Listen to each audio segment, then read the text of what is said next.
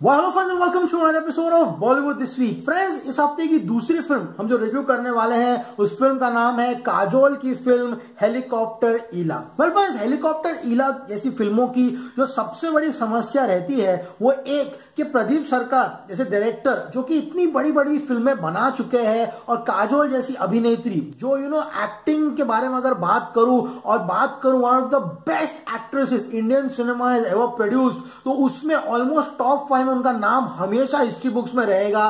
Problem यहां पर यह आती है कि जब एक कलाकार और एक डायरेक्टर इस फिल्म की स्क्रिप्ट को पढ़ते हैं ऑन द राइटिंग लेवल और जब इसे एग्जीक्यूट करने जाते हैं तब इतनी बुरी तरह से फेल कैसे हो सकते हैं। हेलीकॉप्टर ईला एक ऐसी कहानी थी जहां पर एक सिंगल पेरेंट यानी कि एक सिंगल मां अपने बच्चे को इतने साल खुद पालती पोसती है और जब उसका बच्चा बड़े हो जाता है तभी उसकी मां का प्यार उसे खटकने लगता है। जितना उसकी मां उसके लिए केयर करती है उतना ही उसका बेटा उसके लिए नफरत करने लगता है।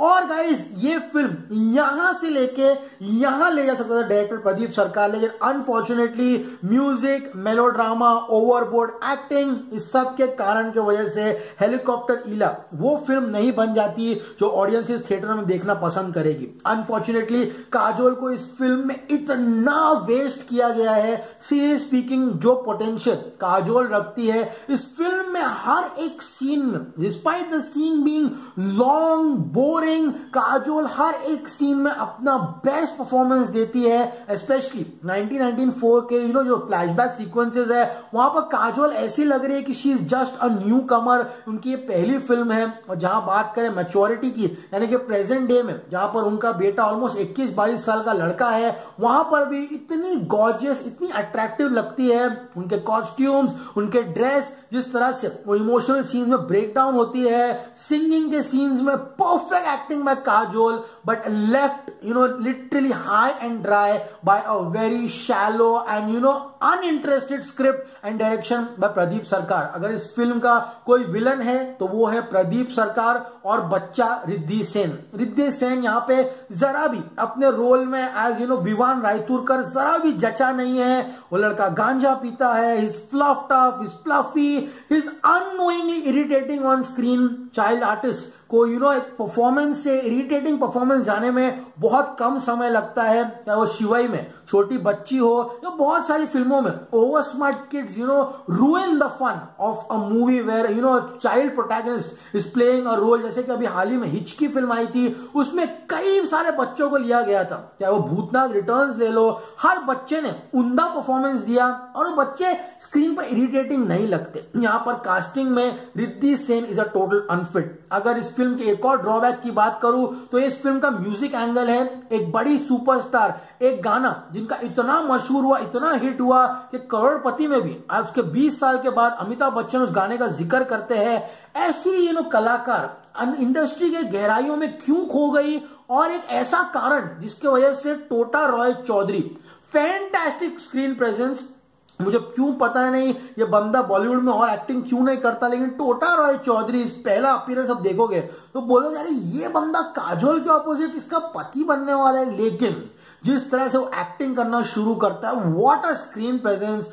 लेकिन जो उसका कारण है जिसके वजह से इसके परिवार को इतने साल से छोड़कर चले जाता है, and even when he comes back उसको जो परिवार एकदम मक्खी की तरह फेंक देता है। यहां पर स्क्रिप्ट के जो लूप होल्स है वो बहुत जगहों पर दिखाई देते हैं। अनफॉर्चुनेटली इतनी खामियां आप जब फिल्म में डालते हो, as a critic it becomes very difficult to give a good rating for a movie. तो जस्ट इमेजिन ऑडियंसेस इंटरवल के बाद ऑलमोस्ट फिल्म में डिसइंटरेस्टेड हो जाती है और एंड में जैसे गाना शुरू होता है काजोल का, almost out of 100 70 to 75% people get up and start walking out of the theatre, क्योंकि तब तक आप में शक्ति नहीं बचती, क्षमता नहीं बचती। लेकिन all is not bad in this movie. ये मूवी जिस तरह से मुंबई में शूट की गई है, 1994 के जो सीक्वेंस है जब काजोल एक बडिंग सिंगर है, mind blowing, beautifully shot in liberty theatre, इला अरुण, शान, उसके बाद बाबा सहगल, बहुत बड़े बड़े पुराने सिंगर्स, अनु जी है उसमें, अनु मलिक, आग लगा देगी लड़की, महेश भट्ट जी, पुराने लाइफ बॉय के एड, वो jingles, dummy singers, Yamaha RX 100 की बाइक, ओल्ड बैलेट पियर में वहां पर फोर्ट एरिया में शूटिंग करना, जिस तरह से काजोल का घर का आर्ट डायरेक्शन किया गया इस फिल्म में, काजोल उसके बच्चा जो है उसके बचपन के सीन्स और उसकी जो मम्मी प्ले कर रही है काजोल की इस फिल्म में, उनके सीन्स बहुत ही बेहतरीन तरीके से पिक्चराइज किए गए हैं। लेकिन यहां पर ये जो मेरिट्स है वो डीमेरिट्स के सामने बहुत कम लगते हैं, इसीलिए फिल्म एक वर्थ वॉच नहीं होती है। और जब आप थिएटर से बाहर निकलते हो तो आपके दिल में मलाल रह जाता है, यार थोड़ी चीज बाकी रह गई। तो गाइस क्या है कहानी इस फिल्म की, चलिए इस रिव्यू में शुरू करते हैं। हेलीकॉप्टर ईला कहानी है ईला की, जो कि एक बडिंग सिंगर बनना चाहती है। तभी उनकी मुलाकात होती है हमारे हीरो इस फिल्म के टोटा राय चौधरी के अरुण रायतुरकर। ये 1994 की कहानी सुना रहा हूं। वहां पर किस तरह से वो लोग यामाहा पे घूमते हैं, rhythm house, the famous rhythm house जहां पर म्यूजिक कैसेट्स मिला करती थी, एक जमाने में अभी बंद हो चुका है अनफॉर्चुनेटली, काला घोड़ा मुंबई में, वहां पर वो घूमते हैं। वो उसको लाइफ बॉय का जो एड रहता है, तंदुरुस्ती की रक्षा करता है लाइफ बॉय, काजोल से गवाता है, लेकिन वहां उनको एक मेल सिंगर चाहिए तो वो चली जाती है।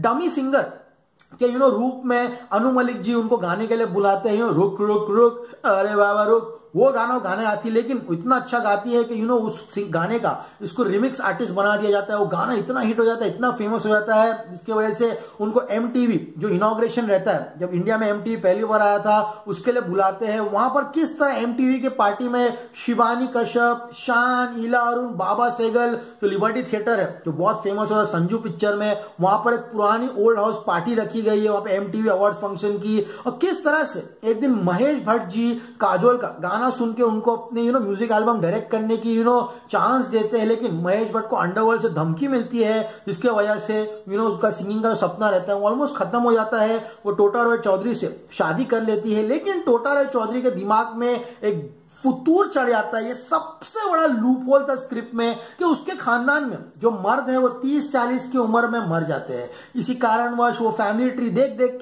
के देखते वो घर ही छोड़ के चला जाता है। ये मुझे सबसे किडिश लगा। लेकिन यहां पर वो जन्म देते हैं विवान को। वेल फ्रेंड्स, विवान बड़ा हो चुका है। पहले 41 minutes of this movie is absolutely brilliant. मुझे बहुत मजा आया ओल्ड मुंबई, विंटेज मुंबई देख के। जैसे डायरेक्शन किया प्रदीप सरकार ने पहले के 40 मिनट, लेकिन जैसे वो बड़ा बच्चा होता है जो गाना गाता है मम्मा की परछाई, वो कान में दर्द होता है गाना सुन के। The child looks unconvincing. जितने भी जो स्टूडेंट्स हैं उनके बाजू में वॉनो भी लगते हैं। आई मीन जेवियर, जय हिंद, केसी के बच्चे इतने भी छपरी नहीं दिखते यार, कम ऑन। सबको उबर कूल वॉनो भी बनाने की कोशिश की, जो ऐसे बच्चे नहीं आते हैं आजकल सीरियसली स्पीकिंग। तो गाइज वो काफी कैची लगा मेरे को, एकदम टैकी लगा, सॉरी। लेकिन गाइज यहाँ पर Kajol is a protective mother. Obviously guys इतने सालों से बच्चे को पाल रही है, उसकी जिंदगी इस बच्चे के इर्द गिर्द घूमती है, लेकिन बच्चा वो सारी फीलिंग्स काजोल के लिए वापस से रेसिप्रोकेट नहीं करता। वहां से कहानी आगे बढ़ती है।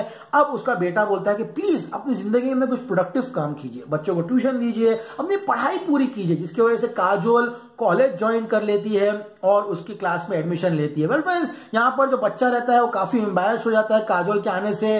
प्रिंसिपल उसको वही क्लास में एडमिशन देता है। लेकिन यहाँ पर एंट्री होती है नेहा धूपिया। नेहा धूपिया कब बुढ़ी होगी मुझे पता नहीं। नेहा धूपिया हर फिल्म के साथ वही नेहा धूपिया लगती है। कयामत में जिस तरह से पानी में निकली थी, दिल चुरा लिया, my voice is not good, लेकिन इस गाने से मुझे अजय देवगन की याद आई है। Ajay Devgan films has produced this movie and उनका जो नाइसा VFX वाला जो स्टूडियो है, ब्रिलियंट VFX। इतने सीन्स में मन क्या ताली मारू VFX पे। छोटे छोटे सीन्स है चर्च गेट से किस तरह अगर आपको स्टेशन जाना है तो वहां पे शेयर टैक्सीज रहती है। टैक्सी को क्रोमा स्क्रीन पे शूट करके नेचुरल एनवायरनमेंट में एक सीन है जब विवान रोता है सीलिंग के नीचे बैठकर, उसका VFX very good. I think the best VFX house we have in the country, Ajay sir's Nysa VFX वाला। लेकिन गाइस कहानी आगे बढ़ती है। एंट्री होती है नेहा धूपिया की, अमर औरत, हमेशा जवान रहने वाली औरत। यहाँ पे वो एक टीचर रहती है जो ड्रामा प्लेस करती है। यहाँ पर एक दिन कौन बनेगा करोड़पति, हई साला सोता नहीं रात को 9 बजे। अमिताभ बच्चन पूछता है रुक रुक रुक का रिमिक्स ट्रैक किसने गाया है, तो उसका करेक्ट आंसर रहता है ईला रायतुरकर। लेकिन सब लोग अलका याग्निक बोलते हैं। तभी से Kajol comes back into the limelight. Neha Dhupia को मालूम पड़ जाता है कि she is a very big singer, वो उनसे भीख मांगते हैं कि प्लीज मेरे प्ले में आप आके गाना गाइए। लेकिन गाइस यहाँ पर लड़का जो रहता है, काजोल का बेटा, वो कहता है कि अगर तुम प्ले में गाना गाओगी तो मैं प्ले से बाहर चले जाऊंगा। प्रिंसिपल कैसे मनाता है, दोनों साथ में गाने के लिए आ जाते हैं। लेकिन यहाँ पर जो ट्विस्ट आया कहानी में, उनका बाप वापस आ जाता है। काजोल बोलती है हमको इतने साल छोड़ के चले गए, तुमको वापस आने का हक किसने दिया, और वो दोनों मिलकर उसके बाप को भगा देते हैं। तो गाइस एंड में क्या होता है, क्या काजोल अपने बेटे के साथ जीत सकती है? ऐसा क्या हो जाता है कि उसके बेटे को उसको झापड़ मार देना पड़ता है और बेटा घर से भाग जाता है? How does Kajol redeem herself in the eyes of a son? क्या उसका बेटा अपनी माँ का प्यार समझने में कामयाब होता है?